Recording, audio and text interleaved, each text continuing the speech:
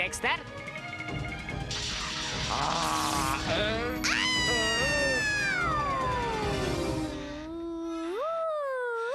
Ura! Mandark! Dexter! Dexter! Didi! Dexter! Mandark, Dexter! Mandark! Dexter! Mandark! Dexter! Mandark! Dexter! Mandark! Sfârșit! Intrați pe riscul vostru dincolo de ușa cu boltă, unde se pot petrece lucruri imposibile cum nu s-au mai văzut în lume. Au dublat în limba română actorii Cristina Serac, Anca Sigmirean, Mariana Presecan, Richard Balint, Daniel Vulcu, Alexandru Rusu și Doru Fârte. Traducerea și adaptarea Marcel Negrău. Regia Mariana Presecan și Ileana Iurciuc. Dublajul a fost realizat de Zone Studio, Oradea.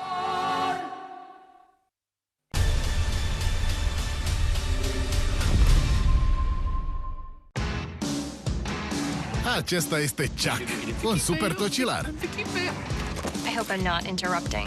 care devine un super spion pentru a salva lumea. Our most valuable secrets have been sent to an idiot. Pregătește-te pentru Chuck, de luni până vineri la Warner TV.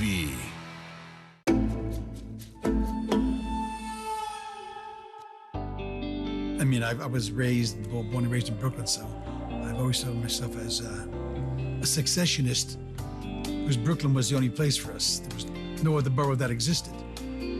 Well, Brooklyn has a very special reputation around the world, so it comes to one's aid when you travel. Somehow they hear you're from Brooklyn, they want to meet you, know you, because they figure something special must have happened in your life. And a lot did. In my travels, New York has never become smaller to me because of other great cities I've been in. It's always loomed large because of what happens here. I'm speaking about the culture of New York. There's so many different cultures involved. And it's just the most interesting place one could have grown up. I remember I have two kids, and never wanted them to grow up anywhere else but in New York because of my experiences growing up in Brooklyn and coming to the theater in New York and studying theater, and all the wonderful people I was lucky enough to meet in the arts when I crossed the Brooklyn Bridge into Manhattan. And I wanted my children to have that experience, to grow up in that culture of New York, because it has so much to offer, experience-wise. New York is just it's overwhelming, and it's just, there's so much. No, if I name one favorite spot, I'm in danger of assassination.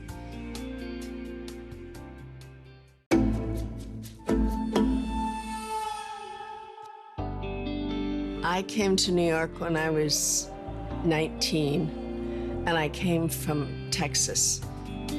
And I had left Michigan, where I grew up in Detroit, and I set out to see the world. And for some reason or other, I went to Texas first. And then I was there for less than a year, and I took a train to New York. So I arrived in Grand Central Station. I couldn't believe the people rushing and the crowds and the pace. And I remember I asked a man in a newsstand where something was, and he said, "Over there." And I almost cried because I felt like I had done something wrong. It took me a while to get used to the form of friendliness in New York, rather brusque compared to Texas at that time. I remember the first time that I saw a film, I don't remember what the film was, but it took place in New York. And I remember the feeling when I saw it. I went, "Oh, it's not all Detroit." So I couldn't wait to get to New York.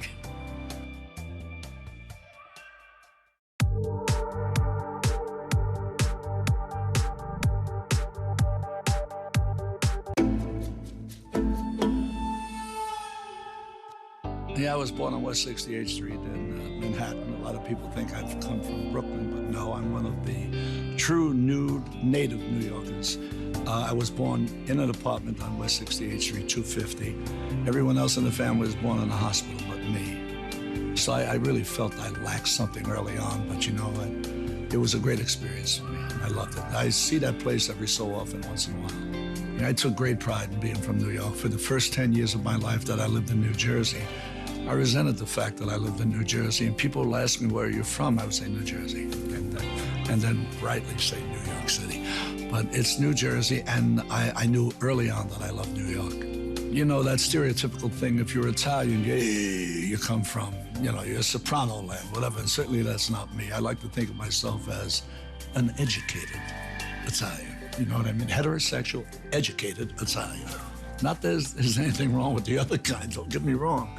But I don't know. I think, you know, someone somewhere on the internet today, the information age, they put down that I'm from Brooklyn, and I never bothered to contest it, and apparently it's gone all through the internet. And there's no way that I can tell them I'm not from Brooklyn. I never lived in Brooklyn. I wouldn't know how to get from one street to another in Brooklyn. I'm a Manhattanite. That's where I was born. Now I live in Saddle River. Much of my informative years, I would say, was in the Bronx, and I was never really permitted to get on the L structure or the train to downtown because it was considered very dangerous to travel that far. And unfortunately, my children, who I later have, suffered the same problem that I had. I had no trust in the city. I thought someone would get hurt, you know, and I wouldn't allow my kids to go downtown by themselves unless I was with them. I wouldn't allow them to go ice skating on the ice unless I was with them. I wouldn't allow them to go rowboating unless I was with them. But as I began to go into the city of Manhattan, or the borough of Manhattan, I began to love it and realize how safe it truly is and how wonderful it is to be a part of. I mean, working in New York City as an actor, it was extraordinary for me. Because I was able to fall out of bed and go to work and do what I love to do, and that's act. I'm an observer of people, and most actors are. You see something, a guy walks by, a little tick that he has, some nervous energy, some woman walks by something. Eventually, you probably would see that thing that I was most interested in some movie character that I'd play. And New York City, those kinds of things happen more often than anywhere else. The only thing I knew about movies, and only because I had an uncle who we were quite poor. I had no father. I had a father, but he was nomadic, and he had 7 kids in the family. So there wasn't too much money to go around. We lived on what Italians call pasta fazool, and if anyone had a steak, it was my father whenever he visited, maybe once every year or so.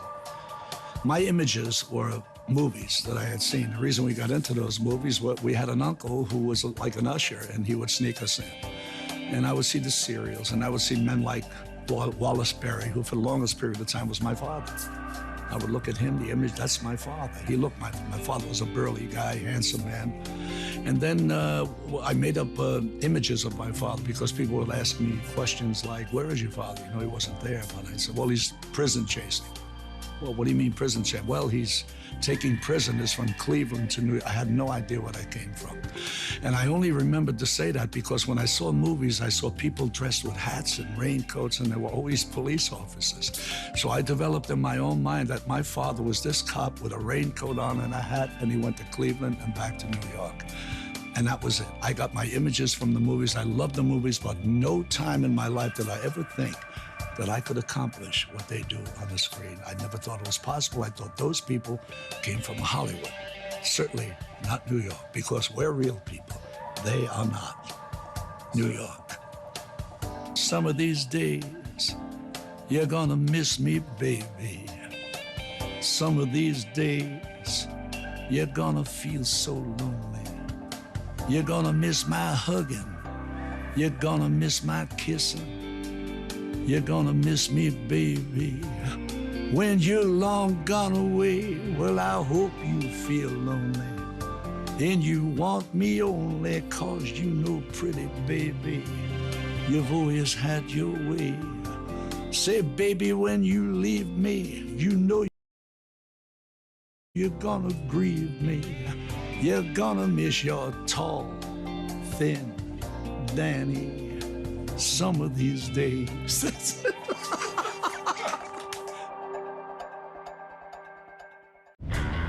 Priviți sus pe cer.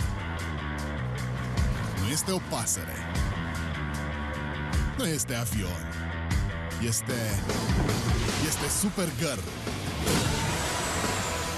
I see a city full of people who need help, who need a hero. Who are you? I'm just a ghost. You want to get nuts? Let's get nuts.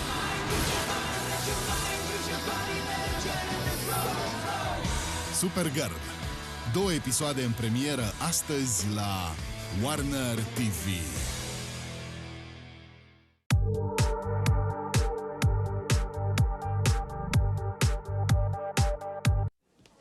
Hi, ready to order? Do you have anything that's really special? Not according to my high school guidance counselor. I'll have the veggie plate, but instead of beets, I want kale, and instead of broccoli, more kale. I want the veggies steamed, and instead of dressing, I want lemons. Don't you need to write this down? I'm afraid if I start writing that down, it'll turn into a suicide note. I'm assuming this table's gonna have a lot more of those requests? Yes, I could tell by the hats.